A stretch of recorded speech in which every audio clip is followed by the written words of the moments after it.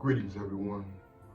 I hope that this finds you all doing well. This is Mike Wynn reporting live from Camp Solid. I wanted to check in today to kind of share a story of something that happened and then give some thoughts on it. Okay. I guess what I have quite a history in doing social work over 20 plus years in different capacities, and you encounter a lot of different things. Of course, a lot of things you can't talk about because of something called HIPAA. Over time, you want to keep confidentiality in place. But I can share a situation that occurred, and it affected me greatly. And it made me think about mental health, especially men with mental health issues. Black men in particular, but men, period, because men go through it.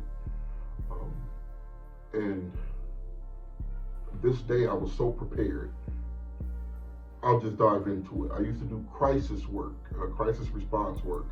A colleague and I had created a program wherein if families had children that were in a state of crisis, before they got all involved with the system, if things were coming to a head in the home, then they could call, and if the family agreed to it, we would respond to the home. We would help to de-escalate the situation, get the appropriate safety plan in place, link them with outside resources, the things that I love to do, honestly. Had this one situation in particular, though. This was some years ago now, so.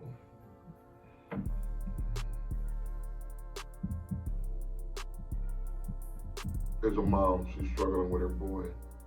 He's acting out.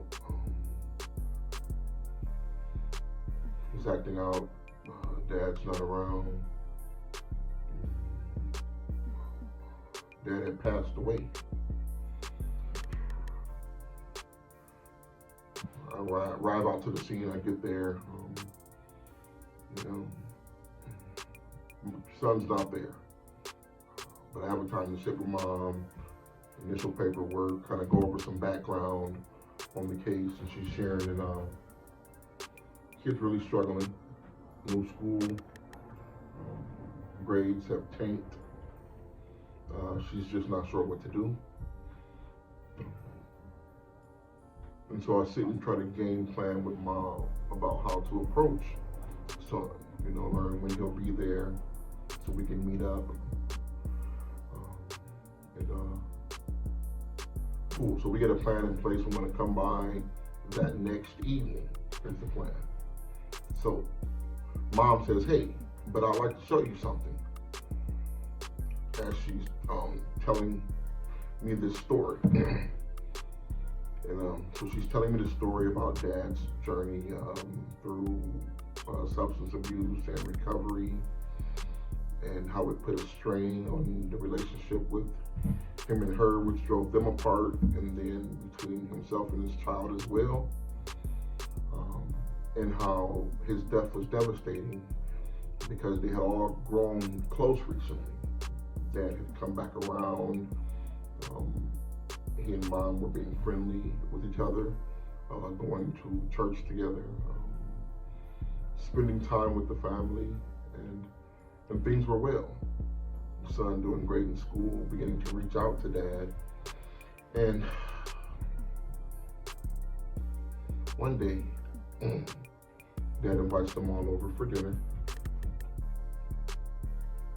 He makes a spaghetti dinner, I think he says, garlic bread, all the meatballs. It was good from what she described, great times. And at the end of the night, everyone said their goodbyes. They headed home, and there were plans for him to reach out to his son. That if not that next day, that 2 days later. So cool, things are fine. Now, when those 2 days go by, that second day, he hadn't heard from his dad. So he reached out. him a call, no answer. Let his mom know, Okay, mom reached out, call one of dad's family members. They go and check. Call comes in, horrible call.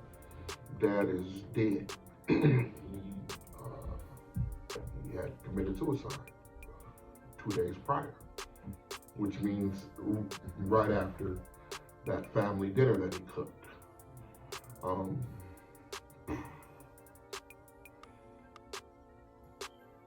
So they were shocked, and then I was shocked.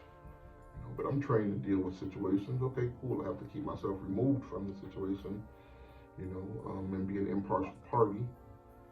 Be cognizant, be aware of the feelings involved in the family, and remember what I'm there for. De-escalate, stabilize, get a plan in place, link to resources. I'm out. You can call me if you need me. I'm available. So his mom telling me this story, walking me through the house, I'm in shock, and I'm like, okay, that was intense. And she says, well, since then I worry because my son, he misses his dad a lot. And so he has some of his things in his room, and she proceeds to open up a bedroom door, and this is the son's room. So as you walk in the son's room, this is where I got a little concerned. Mom goes over and she says, look, this is on top of the boy's television. There was a keepsake, a knife, bam, from dad that the son really wanted. Okay, not that, it's a knife, but pocket knives. I grew up where young boys were supposed to keep a pocket knife just in case. Not at school, but keep one, like out in the world in case you needed it, We used to tinker with stuff, all kinds of reasons, so that's no big deal. But then I look, and hanging on the wall, he has a hat, hanging there. And then she says, that's Dad's hat. Okay, cool.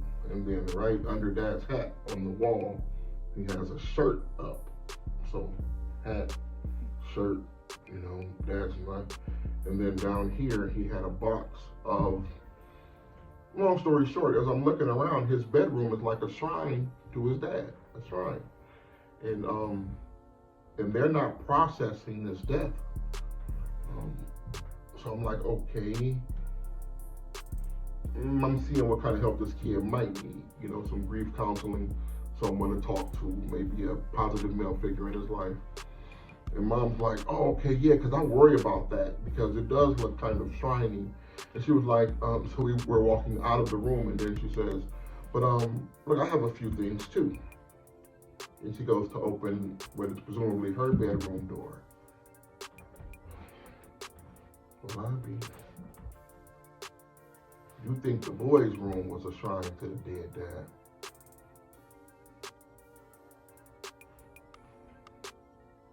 Her room was like a living testimony of, and they weren't together anymore. I mean, it's the entire room. So it was scary. I couldn't even step into the room. I stopped and I'm like, oh, okay, oh. And it made me hear everything that she had said up until that point differently. She's describing what her son's going through, and I'm like, man, you're going through something tremendous. So the way that you're looking at it, and anyway, I wrap up, I do what I gotta do, I take off, and I'm headed home for the evening. And about halfway home, I get to the park, close to the river, man, and I pull over. And I just feel like this well of emotions coming up, And I cried.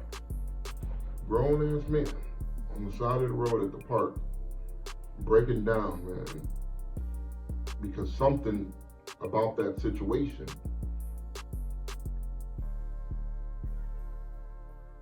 it triggered something in me. And from that day forward, man, I understood, wow, mental health is, it's not just, taking it on the chin, grin and bear it, just get out there and fight, man. You're strong enough to do. No, You know, mental health is real. And just because you can't see it, and just because others won't acknowledge it, doesn't make it any less real. Okay? And it's important to acknowledge that, because only then can we at least consider ways to treat specific mental health issues. You know, a lot of things can be fixed with having someone to talk to, the right person, a trained professional. Other things, man, they might be with you for life, but you can do things to mitigate or lessen the impact that they have on your functioning daily life. And in my community, in the Black community, I would like to see us acknowledge some of the pitfalls in our community related to mental health issues, whether it's depression, whether it's anxiety, whether it's PTSD. I know so many people who are just walking around with PTSD, undiagnosed, but you see it because of their past traumas. And so often in life, we are told you have to keep moving forward. You know, as much as you wish that things would stop and people would come and everything would be square and how it's supposed to be, that's not really going to happen.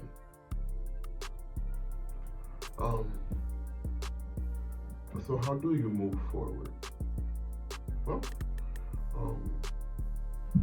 you have to find someone. Hopefully you have someone. Maybe it's a spouse, someone you call a friend, a colleague, someone you can talk to. Okay. But as you cultivate and develop that personal relationship with God, you make sure you remember what it is that you have to live for. You know, what your goals are, what those things are that you want to accomplish. What are the things that you can impact about your life? Not what someone else can do for you. What can you do for you? You know, other people will come in and help, man, but most times it's often insofar as it helps them. They'll help you if it helps them. Every now and then you'll find someone who's helping, I guess from an altruistic standpoint, there's nothing in it for them, but that's not the norm. And you shouldn't expect it to be. You know, you can think of times where we say we go out of our way to help others, but it serves some purpose, even if it's in our head. Oh, I know I'm a good person. Listen, man, they try to call Jesus the blessed teacher, the good teacher. And he checked them and said, whoa, whoa, whoa. No, nobody good but God, man. I'm just a teacher. I'm a dude, you know. Bam. So, yeah, we think we're good, but not really. We're just people. And we have issues, you know. And when you add that on to the day-to-day struggle of just being able to get up, go out of the house, and work towards your purpose, it can take a lot out of you. And so, what do? This is a good conversation. You know what? This is part one then. I'll go ahead and review this, check out a few things, and I'll hit you back with a part two. Maybe a series. Mental health. Yeah. In all communities, but specifically in the Black community. Let's talk about it. Like, share, and subscribe, please. And support the content. Praise to the Most High.